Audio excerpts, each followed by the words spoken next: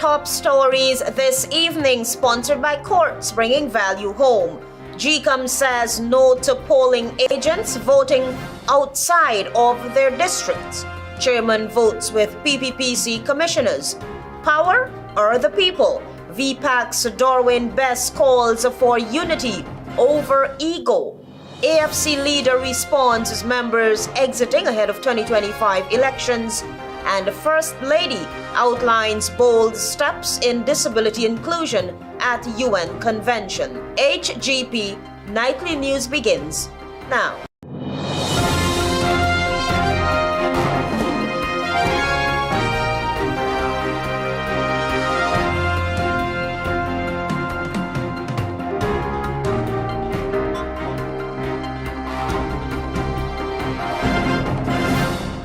Good evening to our viewers here in Guyana and online. I'm ALETHEA Grant with the Tuesday, 10th June 2025 edition of the HGP Nightly News. This is what you should know this evening. Chairperson of the Guyana Elections Commission, Justice Retired Claudette Singh, has once again voted with the People's Progressive Party Civics appointed commissioners not to allow polling agents to vote outside of their districts. More from Travis Chase. Polling day party agents will not be allowed to vote outside of their district on election day. That's the decision taken by the Guyana Elections Commission by a majority vote when the commission met on Thursday last. It was the three opposition-nominated commissioners of the Guyana Elections Commission who had tabled the proposal for polling agents who work outside of their voting division be given the opportunity to vote where they are working. GECOM Commissioner Vincent Alexander spoke with reporters outside of the Guyana Elections Commission. Today, a decision was taken that it is the function of the political parties to facilitate those persons voting, and the GECOM will be of no assistance in that regard. Alexander said that they were in support of legislative changes to facilitate polling agents who work outside of their voting division to be given the opportunity to vote where they are working. We had proposed that there could be legislative change to provide for those persons to vote either by certificates of employment or proxy. It has been rejected by a 4-3 majority. Mr. Alexander is of the view that such a decision by the Guyana Elections Commission contradicts Guyana's laws on voting. That is a matter where we feel that every polling agent should be given an opportunity to have a certificate of employment if he or she is working away from where he or she is entitled to vote. Because the Constitution clearly says, and the court has been saying, that there should be no impediment to a citizen being able to cast his or her vote.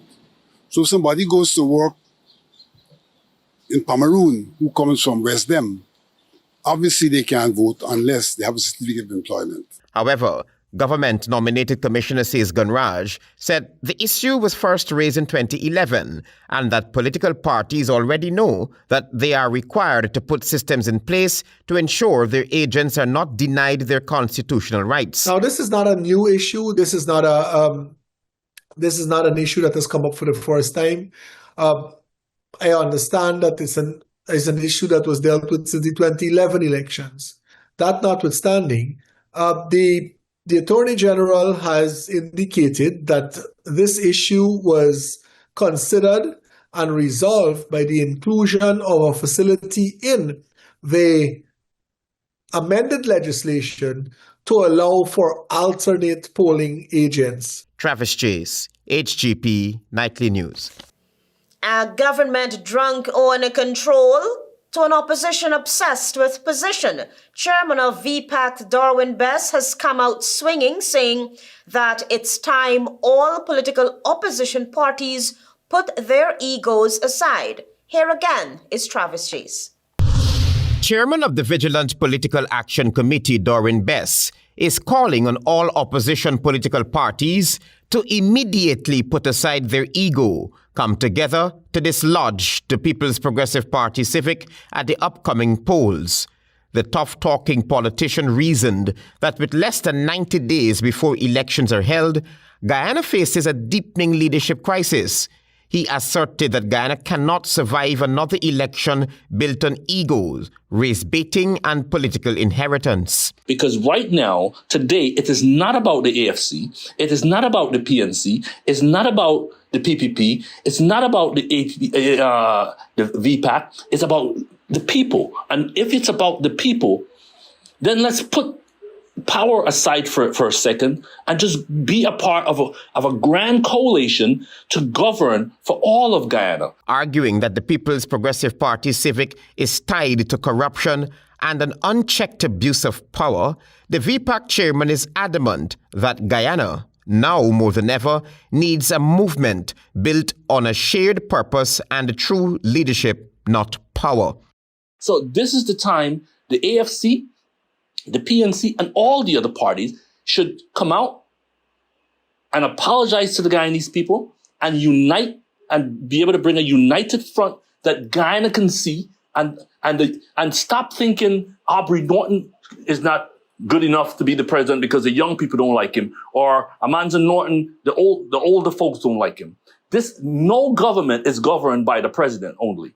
Weighing in on the talks that have collapsed between the Alliance for Change and the People's National Congress Reform, Mr. BESS took a jab at the two parties, saying that the fight is for the people, not power, and that self-interests should not prioritize leadership. At some point in life, you got to stop and say, you know what?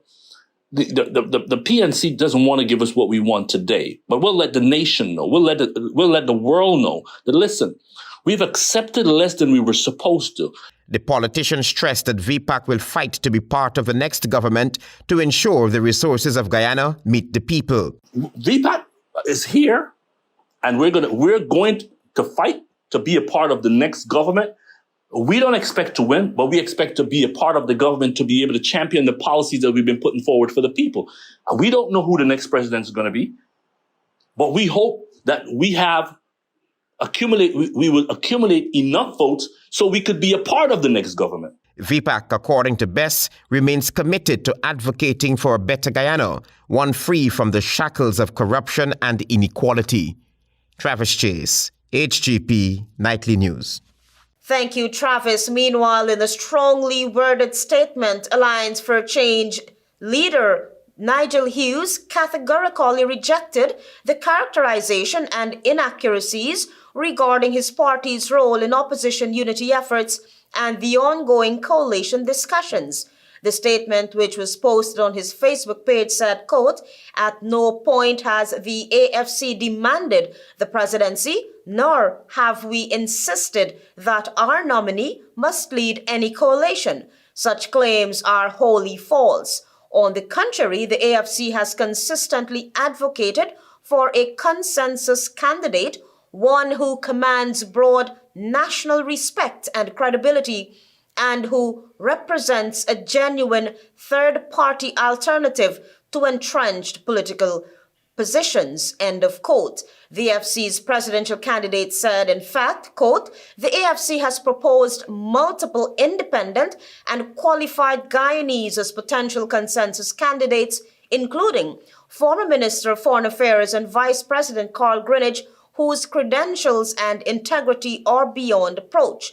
None of these proposals was accepted by APNU, and it is a matter of public record that there was only one party that insisted on a specific candidate without compromise. That insistence, not any action by the AFC, has hindered meaningful progress towards unity," end of quote. Quote, to imply that the AFC has placed personal ambition over national interest is not only inaccurate, but dismissive of our insistent calls for principled, policy-based collaboration. Our public posture has always been one of dialogue, mutual respect, and practical unity in the interest of all Guyanese, not blind alignment at any cost, end of quote, the leader asserted. The AFC says it remains open to continued dialogue and believes in a coalition based on mutual respect and shared values, since the people of Guyana deserves nothing less. With national elections drawing near, the Alliance for Change AFC is experiencing notable shifts as a small handful of long-term members publicly stepped away from the party. The party's leader, Nigel Hughes, has responded to questions posed by Nightly News on the departures. Find out more from Tiana Cole. With Guyanese set to go to the polls on September 1 for general and regional elections, the Alliance for Change AFC was met with 3 resignations. The 3 former members have endorsed rival political groups. In a telephone interview with Nightly News, AFC's leader Nigel Hughes said whenever a long-standing member departs, the AFC always express appreciation for the contribution made during their time in the party. The loss of a member always diminishes the party, even if that member might or might not have been active. He added that when someone exits the party, the AFC takes time to reflect on the reasons behind their departure. If they're kind enough to publish those, we would analyze that and take that into account in strengthening our party as we go forward. In recent weeks, Ismail Mohammed Al Kush, the AP new AFC Region 5 councillor, publicly endorsed President Dr. Irfan Ali and the governing People's Progressive Party Civic PPPC, describing his departure from AFC as a result of quote-unquote internal rambling. Meanwhile, David Daniels, AFC's Region 7 chairman and founder of the Small Miners Association, also declared his support for President Ali and the PPPC last Tuesday, and Region 10's Vice Chair Mark Gorin. Tiana reporting for the HGP Nightly News. Thank you, Tiana. More news after this break. Stay with us. Welcome back. You with the HGP Nightly News. As we continue, an AR-15 gun has been taken off the streets as police investigate the killing of a man in Agricola. One suspect is on the run. More details from Travis Chase. 28-year-old Nicholas Narain, a laborer of Agricola, was shot dead at about 8 hours on Monday morning at Titus Street, Agricola.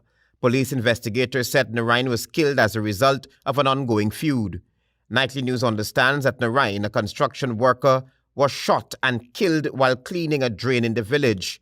The police on Monday issued a wanted bulletin for the suspect, Raphael Bollers. Narain's father, Barry Narain, told credible sources on Monday that the police have failed to act on previous reports that his son's life was threatened by Bollers. We got 3 weeks ongoing problem, and every single time you go at Ronville police station, every time you go in at Ronville police station, they keep telling you the police are in a meeting, you got to come back, you got for this, you got for that. Right? Now I don't know what's the association with these people and the police. Right? I want the police get me wrong that I blaspheming them or anything, but I'm just asking them to do the work. Narain was transported to the New Diamond Regional Hospital where he was pronounced dead on arrival. Narain's family believes the killing was premeditated. The intentions that he had from last night, he carried out. Hours after the killing of Narain, his younger brother, 22-year-old Keon Narain, was arrested by the police after he armed himself with an AR-15 rifle and fired several shots at the home of the father of the man, who has been named as a suspect in the older Narain's death. A search was conducted on the premises, and an AR-15 rifle and 1 magazine containing 5 live 5.56 rounds of ammunition were found in a bedroom where the younger Narain was. He was told of the allegation, and the offences committed, cautioned, arrested, and escorted to the Rhymeville police station along with the firearm and ammunition. When questioned at the station, according to the police, Keon Narain said that he shot at the house because Bollers' son killed his brother. He said the firearm belonged to his brother. Detectives who processed the scene recovered 18 5.56 mm spent shells. Travis Chase, HGP Nightly News. Efforts to combat gender-based violence in Guyana are gaining momentum as the government prepares to launch new initiatives focused on protecting women and reducing domestic abuse. Find out more from Tiana Cole. With the aim of tackling violence against women across the country, very soon the government of Guyana will introduce a new technology-driven program designed to support victims and strengthen prevention measures. And in the coming days, I'll be launching a new program for women. As I told you, in the country, we will be using technology to its fullest. The head of state made the disclosure while delivering a keynote address at the graduation of 580 master's degree graduates from the Ghana Online Academy of Learning Gold program on Monday. He stressed that a new technological initiative aimed at addressing gender-based violence, particularly where women are victims. More information will be disclosed about the program in the coming days. And you will hear about that program that would help all of us to aggressively deal with violence against women. In 2024, the Ministry of Human Services and Social Security revealed over 1,800 cases of domestic and gender-based violence were recorded across the country. The ministry has set a target to reduce this figure to 1,700 in 2025. Shelter services were provided for 26 victims of domestic violence and sexual offences. The ministry is also aiming to expand assistance to more victims in 2025. Moreover, the Ministry of Human Services and Social Protection has outlined several strategies to address these social issues, including strengthening policies aimed at removing discrimination and violence against women, providing shelter and financial assistance to vulnerable groups, implementing gender equality and mainstreaming initiatives, and expanding rehabilitation programs for youth in conflict with the law. Tianko reporting for the HGP Nightly News.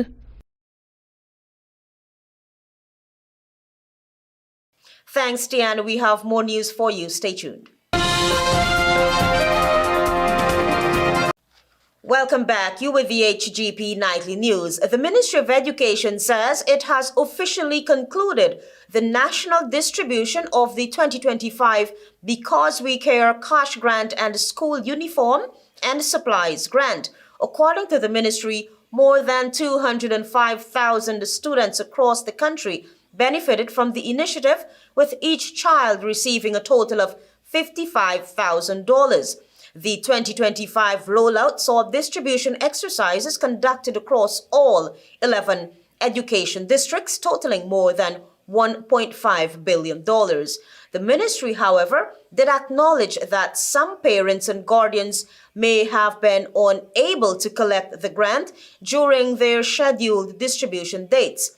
It has assured that a mop-up period will be announced shortly to facilitate those who missed their original pickup opportunity. Ghana's efforts to advance the rights of persons with disabilities took center stage at a global forum this week.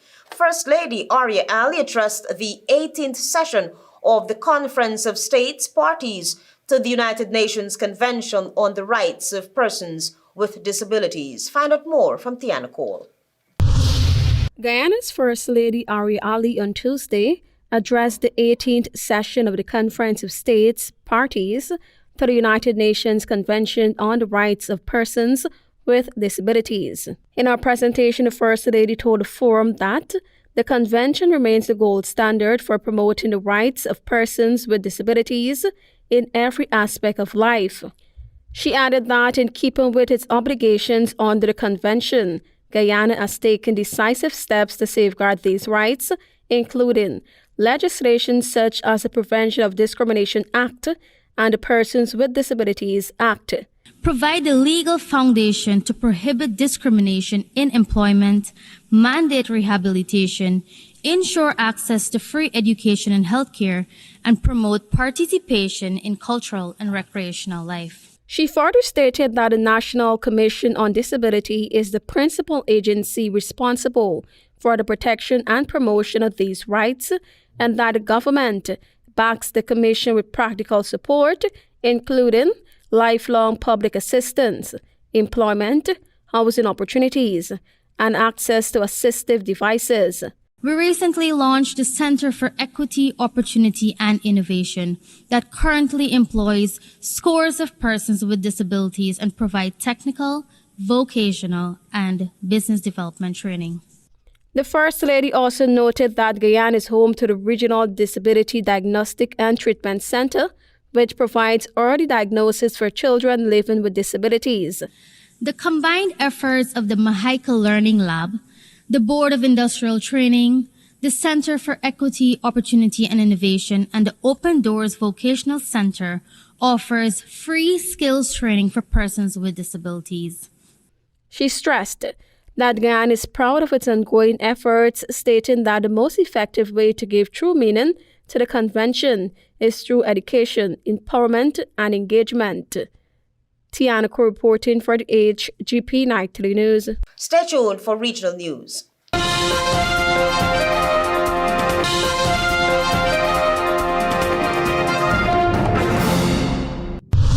Good evening and welcome to Tuesday's edition of the Regional News. Trinidad and Tobago and Venezuela has committed to keeping diplomatic lines open following a regional dispute sparked by allegations of mercenaries reportedly traveling to Venezuela from Trinidad. The agreement reached on Monday emphasizes the quote-unquote long-standing fraternal relationship as neighboring countries. A statement from Trinidad's Ministry of Foreign and CARICOM Affairs confirmed that Minister Sion Sobers held discussions with Venezuela's ambassador to Trinidad and Tobago, Alvaro Sanchez Carter, during a courtesy call. Quote-unquote, during the meeting, Minister Sobers and Ambassador Sanchez recognized the importance of the long-standing fraternal relationship as neighboring countries that share strong cultural and historical ties, the statement read. The ministry further elaborated, stating, quote-unquote, both sides also discussed the matters of mutual interest and concern, inclusive of recent events, with Minister Sobers reiterating the government of the Republic Trinidad and Tobago previous requests for information from the government of the Bolivarian Republic of Venezuela, without providing specific details on the recent events. On the requested information,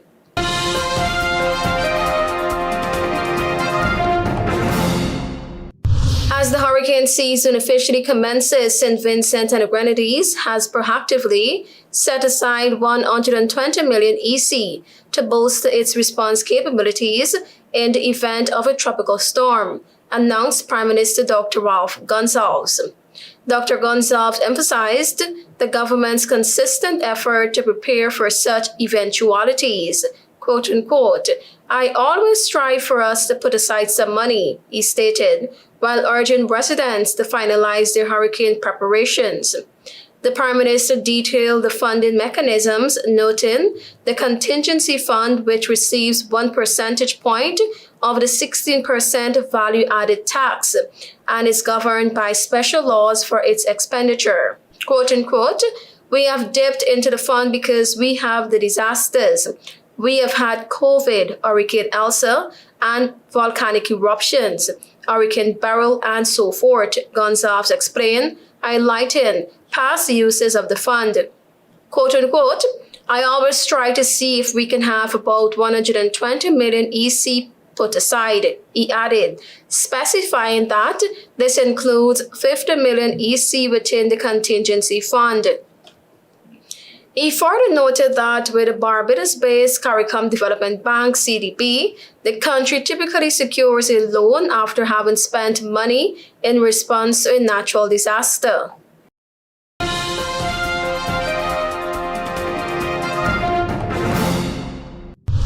Colombian Senator Miguel Uribe, a potential presidential contender, remains in critical condition but is stable after being shot on Saturday, the hospital treating him said on Tuesday.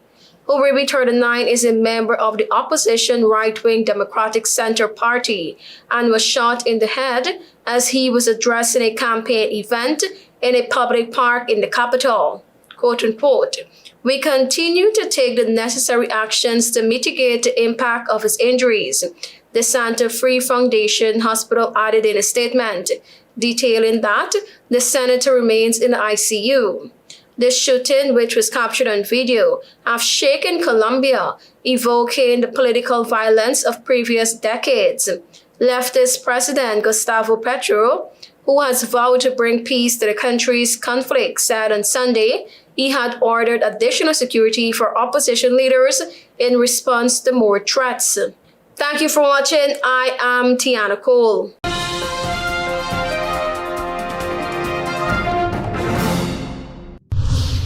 GECOM says no to polling agents voting outside of their districts. Chairman votes with PPPC commissioners. Power or the people? VPAC's DORWAIN BESS calls for unity over ego.